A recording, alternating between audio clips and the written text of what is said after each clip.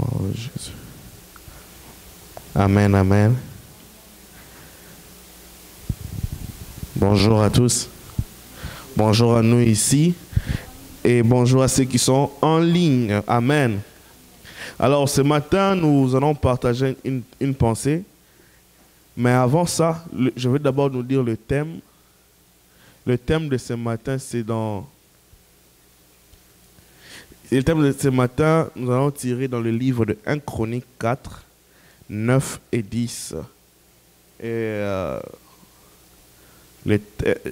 dans les textes de 1 Chronique 4, 9 et 10, le thème c'est « Il est hors de question ». Je ne sais pas si vous connaissez aussi ces cantiques qui fait du bien à plusieurs, qui dit ceci. Il est hors de question que tu passes sans me toucher. Il est hors de question que ça finisse comme ça. Moi, je n'ai jamais vu un homme te chercher sans te trouver. Je n'ai jamais vu un homme te chercher sans te trouver. Et aïe, aïe. C'est tellement bien qu'on va le refaire encore. Il est hors de question que tu passes sans me toucher. Déclare-c'est. Il est hors de question que ça finisse comme ça. Moi, je n'ai jamais vu un homme te chercher sans te trouver. Je n'ai jamais vu un homme te chercher sans te trouver. Et les babaye. Est-ce qu'on peut le chanter comme une déclaration de prière? Il est hors de question que tu passes sans me toucher. Il est hors de question que ça finisse comme ça. Car je n'ai jamais vu un homme te chercher sans te trouver. Je n'ai jamais vu un homme te chercher sans te trouver. Yélélé baba. Est-ce qu'on peut acclamer le Saint-Esprit pour ça? Il est merveilleux. Donc, quand j'ai écouté ce cantique, je l'ai réécouté encore et encore et encore, jusqu'à ne plus savoir combien de fois je l'ai écouté. Et là, une brèche dans mon esprit s'est ouverte. Et je suis allé dans 1 Chronique 4, 9 à 10, que je lis. Jaébeth était plus considéré que ses frères.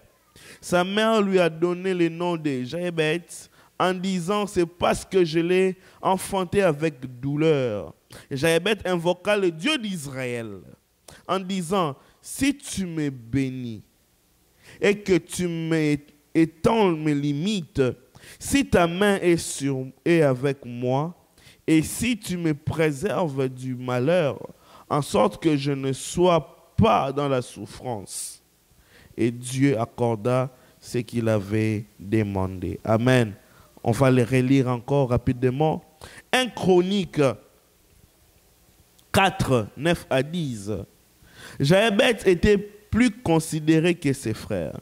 Sa mère lui donna le nom de Jaébeth en disant « C'est parce que je l'ai enfanté avec douleur. » Jaébeth invoqua le Dieu d'Israël en disant « Si tu me bénis et que tu étends mes limites, si ta main est avec moi et si tu me préserves du malheur, en sorte que je ne sois pas dans la souffrance. » Il y a l'exclamation et 3 points de suspension pour montrer que la prière n'était pas seulement finie ici.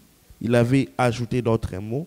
Et à la fin, la Bible dit « Et Dieu accorda ce qu'il avait demandé. » Il est hors des questions. Il est hors des questions. En disant cela, c'est une manière de refuser avec force une mauvaise chose que nous ne voulons plus.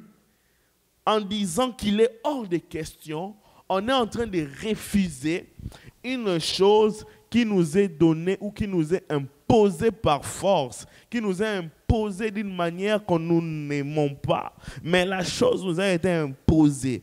Et à un moment, à un déclic, on dit non, il est hors de question que je continue sur cette lancée. Jaébeth était considéré dans sa nation. Jaébeth était considéré dans son environnement. Mais pourquoi il a été considéré? On est en train de montrer cela, premièrement, à cause de son état et de son vécu. Jaébeth est ce genre de personne qui nage dans la souffrance. Déjà, son nom, c'est attaché à un malheur. Nulle part dans les textes, vous allez voir mentionner le nom de son père. Et sa mère lui a donné ce nom de Jaébeth à cause d'une souffrance. Est-ce que c'est parce que son père est décédé pendant qu'il naissait? C'est pourquoi sa mère lui a donné ce nom de malheur.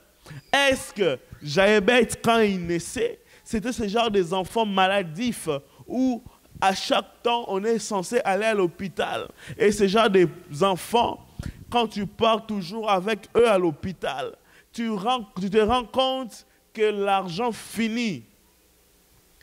À chaque fois que vous partez à l'hôpital, il y a des ordonnances qui viennent. Tu vois que l'argent finit. Et sa mère dit, il est dans le nom de Jaébeth. Et il a grandi comme ça. Un genre de personne qui grandit avec le malheur. Il a grandi il nageait dans les malheurs. Donc, il manquait de tout. C'est ce genre de personne, tu n'as pas besoin de l'expliquer c'est quoi la pauvreté. Quand le dictionnaire dit la pauvreté, c'est le quart entre le moyen et les moyens de tes avoirs et ce que tu désires. Lui, il n'est pas dans les théories. Lui, il est dans les pratiques. Il sait comment est-ce que le goût de riz avec l'huile de palme, qu'on appelle souvent l'huile rouge. Il sait comment ça goûte parce qu'il n'a pas l'argent de s'acheter la bonne viande. Jaébeth a grandi dans cet environnement de manque. Il a tout manqué. Il a tout manqué pendant un long moment. Il était là dans la souffrance. Je ne sais pas si c'était la maladie. Je ne sais pas c'était quoi. Mais Jaébeth est resté là dans la souffrance. Il est de même avec nous. Alléluia. Alléluia. Il est de même avec nous en cette année 2023 qui vient de commencer. Peut-être qu'en 2022, on a manqué de tout. Peut-être qu'il y a 10 ans passés, tu manquais à manger, tu manquais à boire et tu manques toujours à manger et à boire. Peut-être que tu es dans une position où tu te dis, ma vie est comme dans un carton, je ne peux pas avancer. Et tu es comme Jaébeth, en train de nager dans la douleur, dans la souffrance. Il y a ce genre de souffrance que les gens sont en train de vivre et tu te dis, ça mérite un CV. Une personne qui souffre, il est devenu expert en souffrance. Si on donnait des diplômes, on peut dire que ces gars méritent d'avoir un diplôme de douleur. Moi, je pose la question ce matin à vous dans la salle et à ceux qui sont en ligne. C'est quoi ta douleur? C'est quoi ta douleur? C'est quoi cette douleur que les gens te voient avec à tout moment? C'est quoi cette douleur? Vous savez, moi, dans ma vie, il est arrivé à un moment de ma vie, il ne s'est passé pas une année sans que je tombe vraiment malade. Et c'était vraiment déplaisant. Amen. C'était vraiment déplaisant. Et cela vraiment a commencé en 2004. En 2004, à chaque période d'une année, en 2004, ça commençait en 2004 vers le mois de mai, vers le mois d'avril ou mois de mai, mars, avril, mai. C'était cette période où j'étais tombé vraiment malade. Et c'était très compliqué. Et je ne suis pas ce genre de garçon qui tombe souvent malade, non. Je suis généralement en bonne santé. Et cette période, c'était une période où il y avait des maladies dans mon corps, pas possible. Et c'est fini en 2004. Bizarrement, en 2005, la même période, vers le mois de mars, avant le mois d'avril, je suis retombé malade. Encore. C'était fini. Et en 2005, c'est par-ci. En 2006, encore la même chose. Ça devenait comme une répétition. Et en 2007, encore malade. Oh, en 2008, encore malade. Et ce genre de douleur, vous savez, moi, ça m'a fait que 4 ans. Ça m'a fait que 4 ans. Et pendant ces 4 ans, à une période précise, j'étais malade et c'était très mal. Tu vois, il y a des comprimés que tu dois boire. Il y a des piqûres que tu dois être administré. Et j'étais... Cette douleur, je n'imagine pas diabète, comment est-ce qu'il a vécu toute sa vie. Et toute sa vie, comment est-ce qu'il a vécu. Je peux m'imaginer à la place d'une femme qui est née et qui est mariée et qui entre dans son foyer et qui n'a pas d'enfant. 1 année, 2 ans, 3 ans, 4 ans, 10 ans, 15 ans, 20 années sans enfant. Je ne peux pas imaginer la douleur de cette femme. Je ne peux pas imaginer la douleur de... C'est très compliqué d'être une femme avec la potentialité de donner naissance, mais n'ayant pas la capacité de porter la sémence. Ça dérange. C'est très grave. Et à un moment, quand il voit d'autres enfants jouer, elle a mal et des fois elle pleure. C'est des situations de souffrance. Diabète, ce matin, j'aimerais te poser la question. C'est quoi est-ce que tu es en train de vivre? C'est quoi est-ce que tu es en train de vivre où tu te dis, ça c'est compliqué, je ne peux plus supporter ça. Ça chauffe tellement que je ne veux plus le supporter. Diabète, qu'est-ce qui te fait mal? C'est quoi l'objet de ta souffrance? Je vais revenir pour vous expliquer qu'est-ce qui s'était passé à un moment du déclic dans mon esprit pour que cette maladie qui me venait d'une manière cyclique et périodique, chaque période d'une année, puisse ne plus revenir. Mais on évolue. Ça me rappelle, vous savez, ce genre de souffrance, ça me rappelle une famille normale.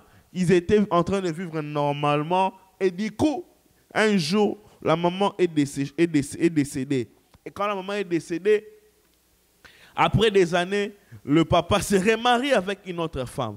Et l'entrée de la nouvelle femme dans la maison a amené ce qu'on appelle en français disette, sécheresse. Oui, où les gens étaient en train de croupir parce qu'une femme, une personne est venue avec la poisse. Vous savez, il y a ces genres de situations de diabète qui se promènent avec la poisse. Sa présence, ça amène la poisse. Sa présence, ça amène la difficulté. La souffrance de cette famille.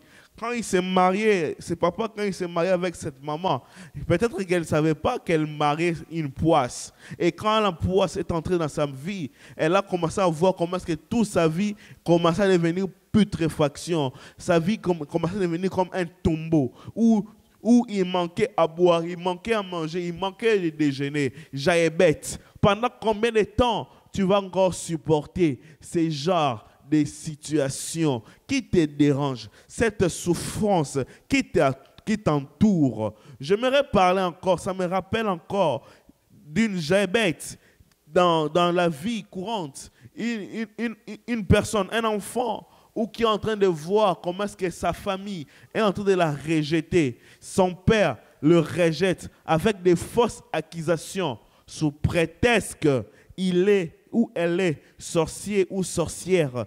Et il a vu comment est-ce que son père voulait le tuer, sa mère voulait le poignarder à cause de cette fausse accusation et la souffrance avec laquelle, vous savez, c'est comme ça. Comme quand on dit diabète, c'est sa maman qui a donné ce nom. C'est comme une personne qui n'est pas né sorcier, mais qu'on les taxe des sorciers. Ces noms, ça le colle. Ces noms, ça le colle. Et il commence à grandir avec. Ça me rappelle la souffrance de ces personnes. Jaébet, comment est-ce que tu fais pour vivre dans cette souffrance pendant tous ces temps? C'est pas facile et c'est vraiment très difficile. Cela me rappelle encore une déception d'un homme qui voulait réel. Un homme voulait se marier. Il a rassemblé tout ce qu'il fallait rassembler et il envoyait l'argent à sa fiancée pour préparer le mariage. Et la fiancée a pris l'argent avec la valeur de comme 10 000, entre 6 000 à 10 000 dollars. La fiancée, quand elle a vu beaucoup d'argent, elle a dit non, moi je ne veux plus me marier. Quelle souffrance! L'homme a peiné pour trouver l'argent. L'homme prépare le mariage avec sa fiancée. L'homme envoie l'argent à sa fiancée pour préparer leur mariage. Et c'est la femme, quand elle a réceptionné l'argent, elle dit, moi, je peux me marier. Et tu t'imagines, il remet à l'homme l'argent, comme la moitié de l'argent. Ils ont partagé 50-50. La moitié, il reprend, la moitié, la femme prend pour faire ses affaires. Oh, quelle douleur! J'imagine à la place de cet homme, quelle douleur! La femme que tu as aimée, à celle que tu voulais épouser, tu t'es préparé pour le mariage. Et c'est la même femme qui prend cet argent que tu es en train de donner pour le mariage et le prend pour aller faire une autre vie avec un autre homme. Quel genre de souffrance! Ce sont ces genres de souffrances que Jaébet était en train de passer. Ce genre de souffrance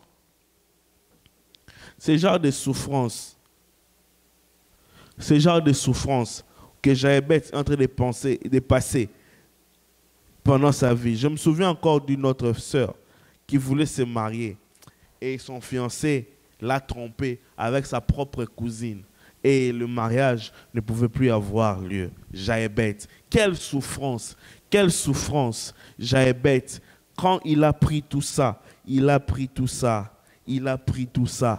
regardé sa vie, Jaébet s'éleva, Jaébet alla auprès de l'Éternel pour invoquer le Dieu de l'Éternel, le nom de l'Éternel, le Dieu d'Israël. Amen. J'aimerais dire quelque chose ici. Pendant que nous sommes dans un moment de souffrance, nous ne devons pas croiser les bras et continuer à vivre dans la souffrance. On doit aller prendre une décision, aller vers l'Éternel. Amen.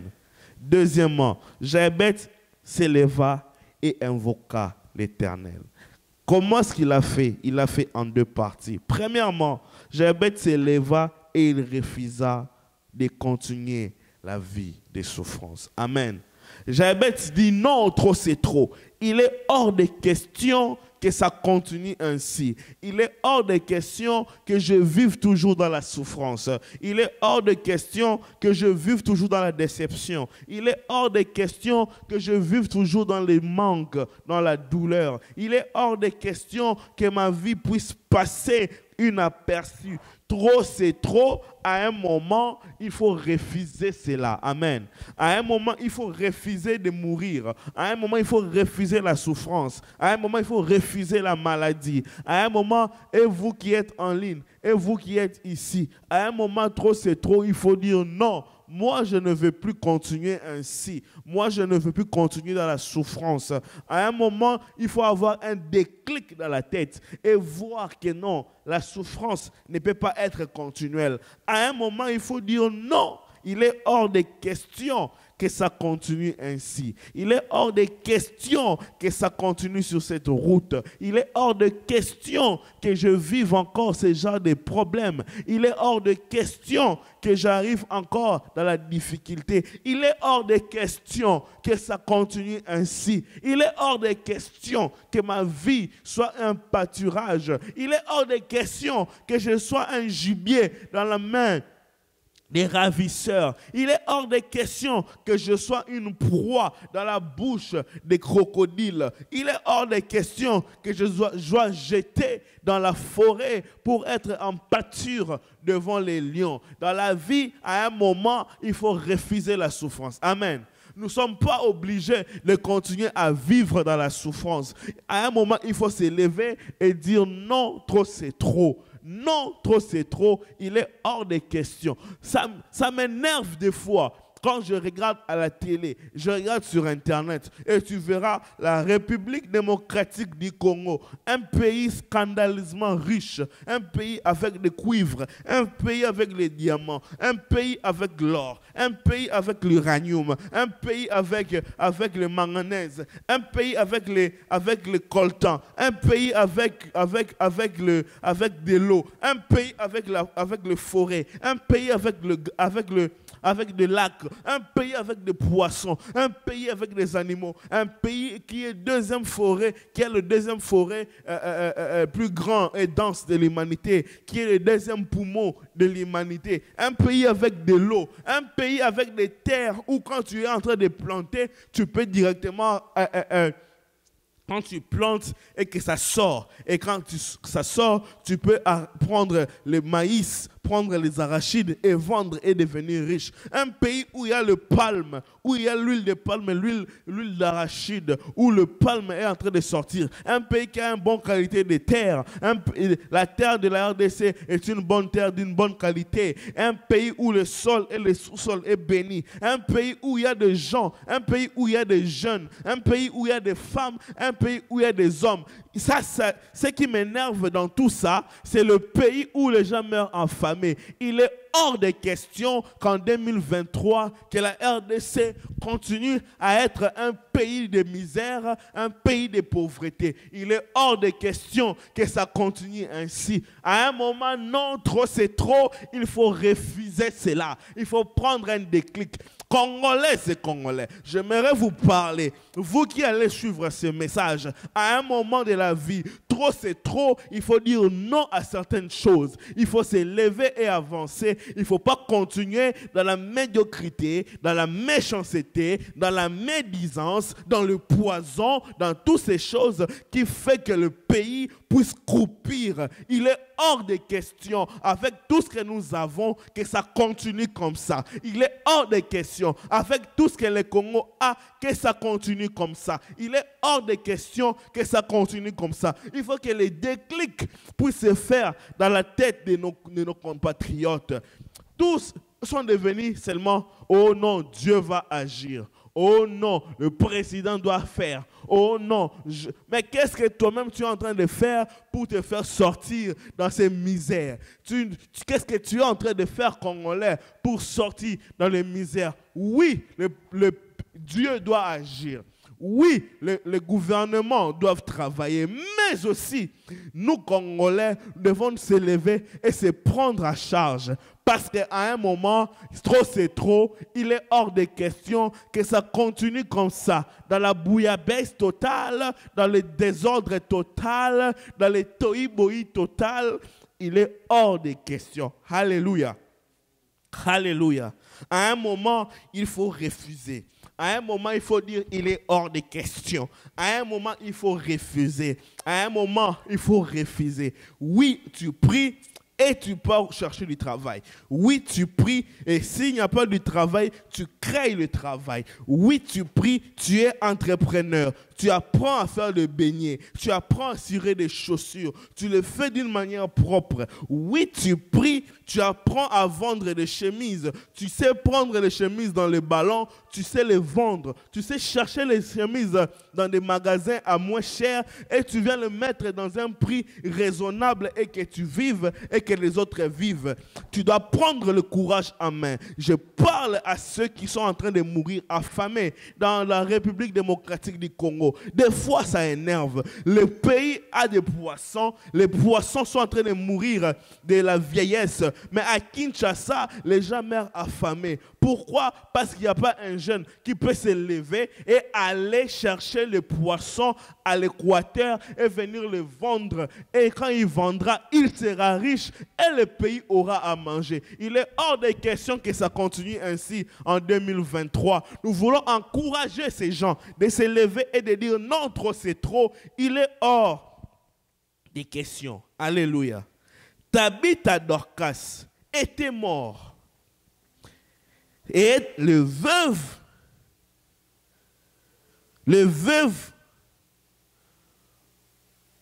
sont venus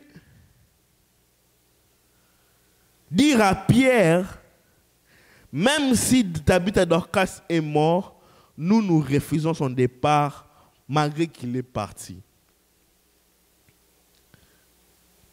Tabitha Dorcas est morte. Les veuves ont dit à Pierre, non, ses œuvres sont là. Ces veuves ont dit à Pierre, déjà nos maris sont décédés, c'est bon. On a accepté que nos maris puissent partir, mais pas Tabitha Dorcas. Il est hors de question que Tabitha Dorcas soit enterrée. Vous savez, dans la Bible, dans Genèse 3, la Bible dit, le désir de la femme sera tourné vers son mari et le mari doit pourvoir aux besoins de sa femme. Amen.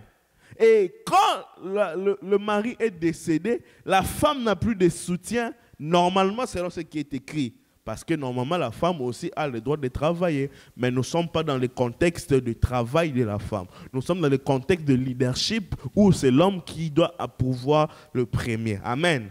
Nous ne sommes pas là-bas, je ferme la parenthèse, je rentre dans mon texte. La femme doit... l'homme doit pourvoir aux besoins. Et quand l'homme n'est plus, c'est la femme maintenant qui doit se débrouiller. Et Tabitha Dorcas est devenu le pourvoyeur de ces femmes. Et en d'autres termes, si encore Tabitha Dorcas partait, ces femmes seront jetées à leur triste sort. Parce que Tabitha Dorcas était leur pourvoyeur. Et quand ils refusaient que Tabitha Dorcas puisse être enterrée, ils refusaient que leur pourvoyeur puisse être enterré. C'est pourquoi ils ont refusé et ils ont dit à Pierre, non, il est hors de question, Pierre, que Tabitha Dorcas soit enterrée. Nos maris sont déjà morts parce qu'ils étaient des veuves. Nos maris sont déjà morts, mais Dorcas ne sera pas enterré. Mais Dorcas ne sera pas enterré. Il est hors de question que Dorcas soit enterré. Les veuves ont présenté leurs habits que Dorcas Tabitha les avait donnés. Et ils ont dit, il est hors de question. Même si elle est partie, nous refusons son départ. Il est hors de question qu'il soit enterré. Voilà pourquoi ils étaient gardés dans la chambre haute le temps que Pierre n'arrive pour prier pour elle, afin de la ressusciter. Les femmes ont dit à Pierre, non à la mort de Tabitha Dorcas, non à la mort de Tabitha Dorcas après la mort de nos maris. Il est hors de question que Tabitha Dorcas soit enterrée. Il est hors de question que Tabitha Dorcas soit enterrée. Il est hors de question que Tabitha Dorcas soit enterrée. J'étais en train de dire à une personne ce matin, il est hors de question que Tabitha Dorcas dans ta vie soit enterrée. J'étais en train de dire à une personne, il est hors de question que tu vives dans la souffrance de 2020, de 2021, de 2020 et des 30 ans passés. Il est hors de question que tu continues à croupir dans la souffrance. Il est hors de question qu'en 2023, que tu croupisses dans les déceptions. Il est hors de question que tu croupisses dans les maladies. Il est hors de question que la mort frappe à ta porte en 2023, ni en 2024, ni en 2025, ni dans les 50 prochaines années qui sont en train de venir. Il est hors de question que tu meurs. Il est hors de question. Il est hors de question. Il est hors de question. Et ça, il est hors de question que tu vives dans l'humiliation. Ta vie ne sera pas humiliée. C'est ce que Jaébet a dit.